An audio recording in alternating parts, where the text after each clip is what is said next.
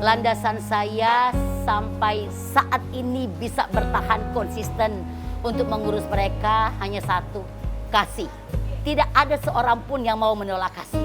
Jadi yang membuat saya kuat dan bertahan karena saya katakan begini pada diri saya sendiri.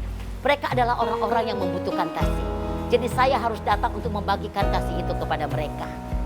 Ya, mungkin karena mereka melihat figur ibu dalam diri saya yang setiap hari mengasuh dan merawat mereka. Ya, jadi akhirnya mereka panggil saya Bunda, ya. Dan mereka katakan ke saya bahwa panggil Bunda juga ingat ibu mereka di rumah. Yang saya dapatkan di saat saya merawat mereka satu kepuasan batin, ya. Bahwa saya bersyukur dari sekian banyak wanita yang ada di dunia ini. Saya salah satu wanita yang terpanggil untuk melayani mengurus wanita-wanita ODGJ.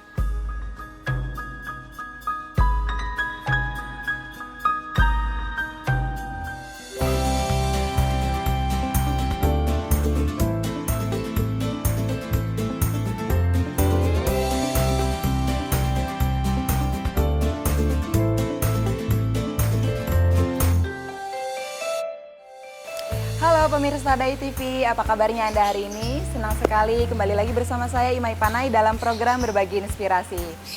Orang dengan gangguan jiwa yang terlantar juga berhak mendapatkan perawatan dan pengobatan di suatu tempat perawatan.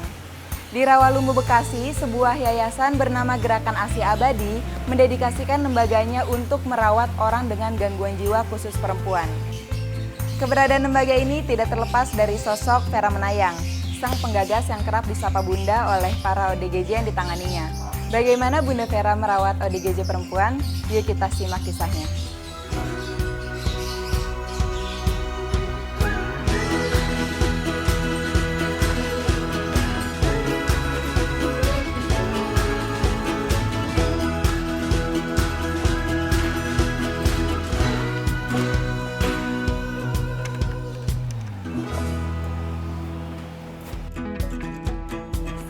Oh iya. Bu, saya boleh bertemu dengan Ibu Vera nggak? Oh, saya sendiri. Dengan Ibu sendiri. Iya. Ya ampun. Dengan siapa ya?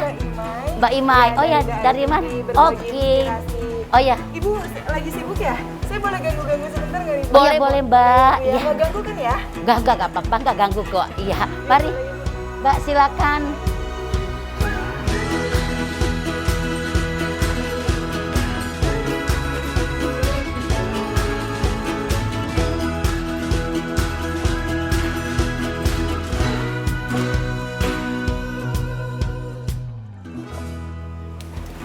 Ibu boleh diceritakan nggak sih Bu, ini sekarang Imai lagi di mana?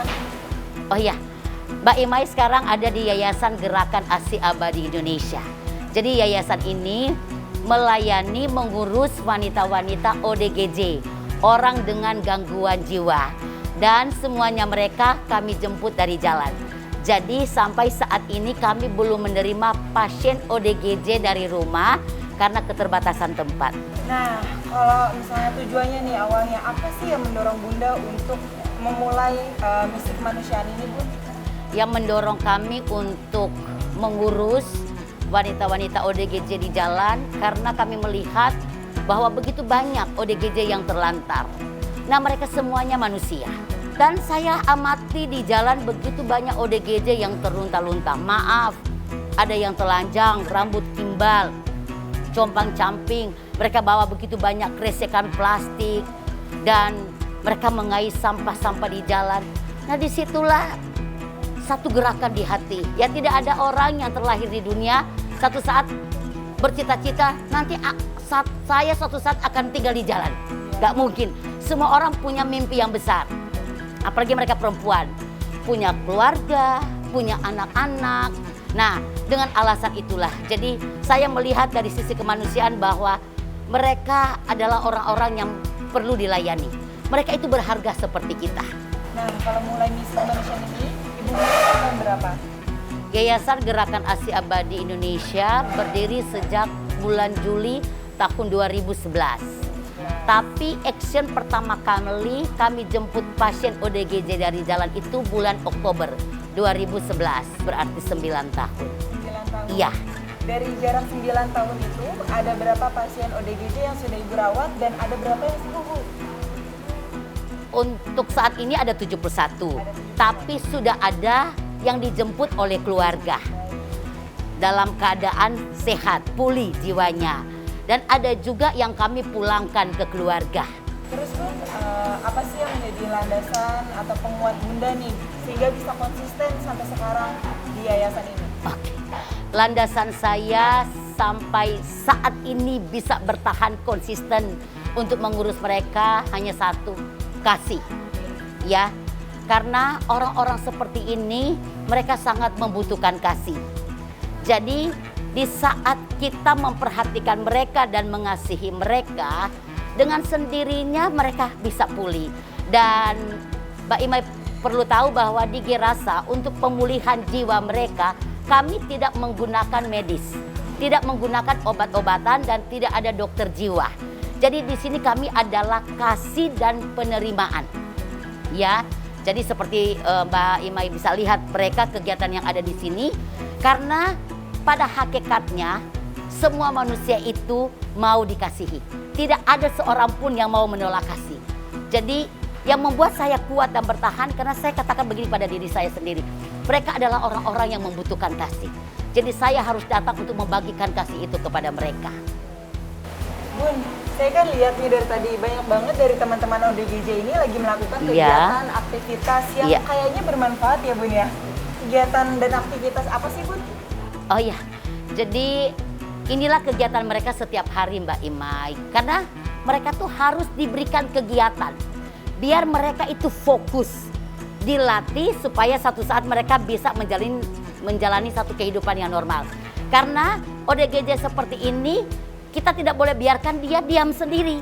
Nanti dia akan asik dengan dunianya. Jadi kalau Mbak Imai lihat kegiatan mereka setelah pagi mereka mandi dan tentunya sarapan pagi, ya. Saat ini mereka sedang bikin keset kaki. Oh, boleh Iya, boleh, mari. Dan ada juga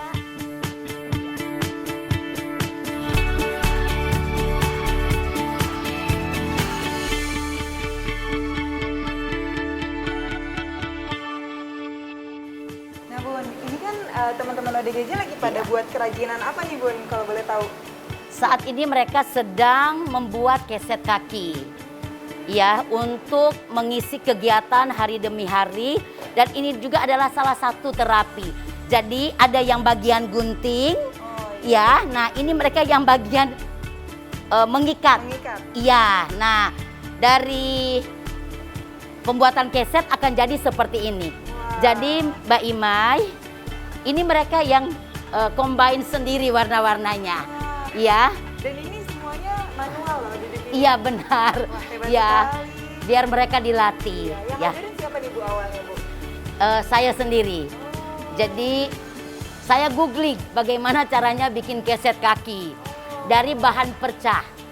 Iya, Keren. Ya. Rapi banget ya. ya rapi. Dan dari sini mereka juga bisa jual, Mbak. Iya. Jadi lebih mandiri ya Bu? Betul, mandiri.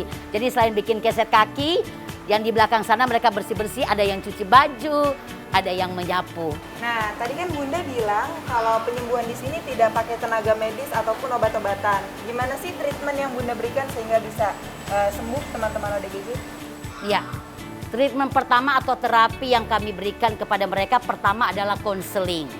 Ya, jadi saya tanya keadaan mereka, mengapa mereka itu bersedih hati, dan biarlah mereka bisa curhat, ya, menceritakan apa yang jadi masalah mereka. Dan yang utama adalah pendampingan kepada mereka setiap waktu. Jadi di saat mereka lagi ngoceh sendiri, saya datang berikan pengertian. Gak boleh ngoceh, ayo fokus kerja. Dan intinya mereka harus diberikan kegiatan. Itu terapi yang memang sangat bagus. Supaya apa? Pikiran mereka itu fokus, ya, kepada kekinian yang mereka jalani. Kita bisa melihat, nah ini mereka lagi mau mempersiapkan bumbu-bumbu untuk makan siang. Nah, Iya. pengalaman menarik Bunda nih, Ya, selama di sini gitu merawat teman-teman ODGJ, apa sih yang paling menarik? Paling menarik buat saya waktu mereka pukul saya. Bunda sudah dipukul. Iya, jadi bukan pukul lagi, mereka cekek leher saya. Aduh. Nah, Bunda, kenapa Bunda? Kenapa teman-teman Ya. teman-teman ODGJ memanggil Bunda? Ya, mungkin karena mereka melihat figur ibu dalam diri saya yang setiap hari mengasuh dan merawat mereka. Ya, jadi akhirnya mereka panggil saya Bunda, ya. Dan mereka katakan ke saya bahwa panggil Bunda juga ingat ibu mereka di rumah. Satu hal ya, di hati saya itu sampai saat ini begitu menyayangi mereka, mengasihi mereka. Ya, bahkan Mbak, mereka sakit, ada yang TBC sampai muntah darah. Saya bawa mereka ke rumah sakit. Karena mereka perempuan, ya berarti kan mereka in charge-nya harus dengan saya.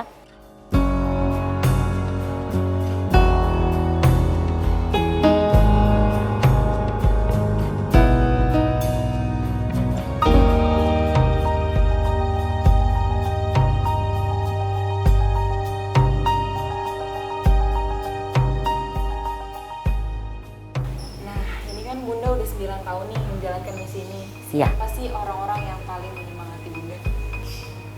Yang menyemangati saya adalah keluarga saya sendiri. Karena begini, waktu mau mulai satu pelayanan seperti ini untuk urus ODGJ, saya memang minta konfirmasi, ya, terutama ke anak-anak saya. Jadi ya saya bersyukur di samping saya itu adalah orang-orang yang luar biasa, yang memang juga kami sepaham, sepakat. Jadi suami saya dan kedua anak saya sepakat untuk melakukan pelayanan kasih ini. Bunda, apa sih yang Bunda dapatkan dari semua yang Bunda kerjakan saat ini? Yang saya dapatkan di saat saya merawat mereka satu kepuasan batin, ya, bahwa saya bersyukur dari sekian banyak wanita yang ada di dunia ini.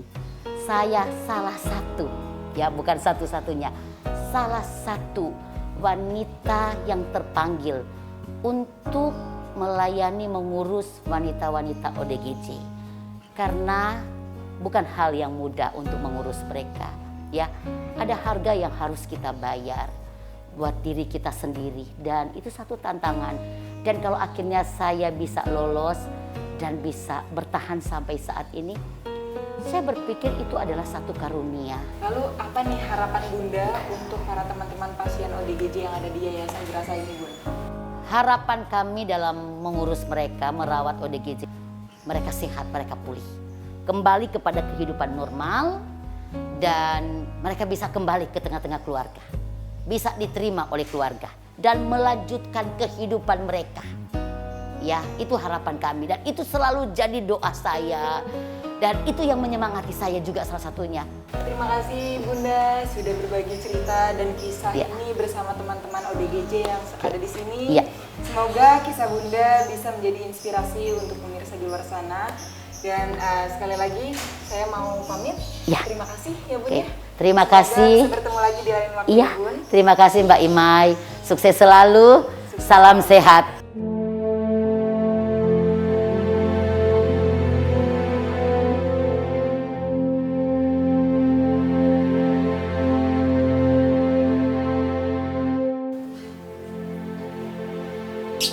Tidak memandang siapa yang harus ditolong, karena kasih tidak mengharapkan imbalan apapun. Bagi Bunda Vera, pengabdian adalah sebuah pelayanan bagi mereka yang membutuhkan. Inilah berbagi inspirasi, sampai bertemu di episode selanjutnya.